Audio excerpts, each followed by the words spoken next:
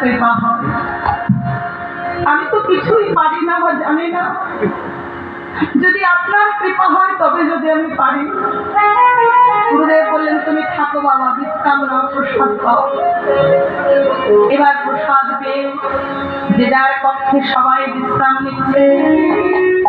এই দুঃখী কৃষ্ণদাস কনক মঞ্জুরির আর ঘুম আসছে না।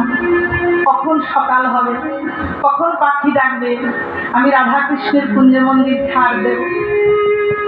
যেই না একটা পাখি দেখেছে উনি মন্দিরের সামনে এসেছে, এসে ঝাঁটাটিকে বক্ষে জড়িয়ে ধরেছে। ওরে ঝাঁটা, তুই বৃন্দাবনের ঝাঁটা, তোর আমার চেয়েও ভাগ্য ভালো। আমার মানব কুলে জন্ম হলো, আমি কোনোদিন রাধা কৃষ্ণের চরণ ধুলা পেলাম না। কিন্তু ঝাঁটারে, তোর সারা গায়ে লেগে আছে রাধা গোবিন্দের চরণ ধুলা। তুই আমাকে আশীর্বাদ কর,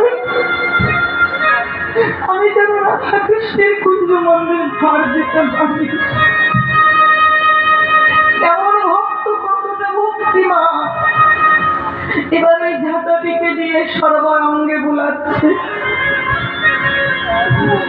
বোলাতে বোলাতে যেই সকাল হয়ে আসছে, অমনি কনক মঞ্জুরি মন্দিরে ঢুকে ঝাড়ু দিতে আরম্ভ করেছে।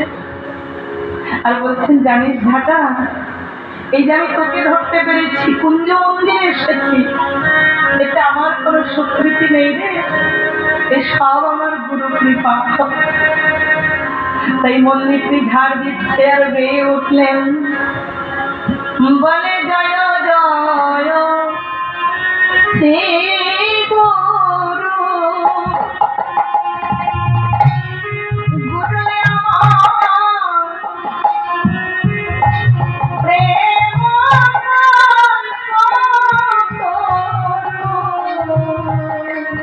জয় জয় শ্রী